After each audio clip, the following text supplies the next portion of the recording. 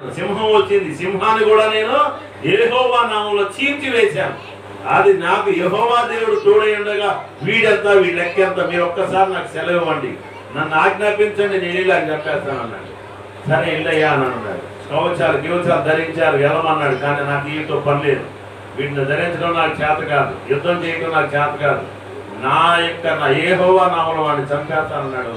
ఒక్క దెబ్బకి గొలియాతుని ఏం చేశాడు? చంపేశాడు.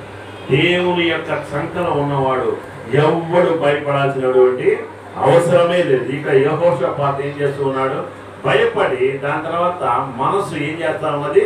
అటు ఇటుగా ఊగిసలాడుతూ ఉన్నది. ఏం చేయాలి? అప్పుడు ఆయనకి ఒక ఐడియా వచ్చింది, ఆలోచన వచ్చింది. ఎందుకు వచ్చింది తెలుసా? నేను ఒక్కడే కనుక కూర్చొని ప్రార్థన చేస్తే, నేను ఒక్కడే సహవాసంలో కూర్చొని ప్రార్థన చేస్తే యెహోవా నామములోకి చేరిదో లేదో అని అనుమానం వచ్చి ఏం చేశాడు?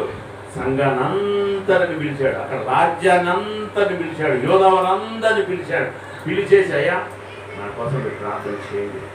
ఒక రాజు యోధావారిని పిలిచి, మన దేశం మీద 3 రాజులు రాబోతూ ఉన్నారు, మనం చచ్చిపోయేటటువంటి స్థితిలోనికి వచ్చేస్తూ ఉన్నాం, కాబట్టి మీరందరూ ఏం చేస్తా ఉన్నారు? ఉపవాస దినాన్ని ఆచరించండి, ప్రార్థన చేయండి. అంటే ప్రార్థన మనం ఒక్కలో చేస్తూ వల్ల ఏం ప్రయోజనం లేదు. ఎందుకు లేదో తెలుసా? ప్రార్థన అనేది సహవాసంతో కూడింది. అవునా? ఇప్పుడు నా గురించి నాకు బాగాలేదు అని అన్నప్పుడు ఏం చేస్తూ ఉంటావు?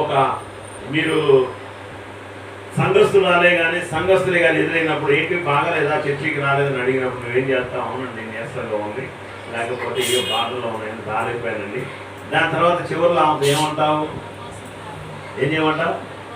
నా కోసం ప్రార్థన. అంటే సహవాసాన్ని కోరుతా ఉన్నావు. అంటే ఆమెకు కూడా కష్టం వచ్చినప్పుడు నీ దగ్గరికి వచ్చినప్పుడు ఏం చెప్తావా? నా కోసం ప్రార్థన.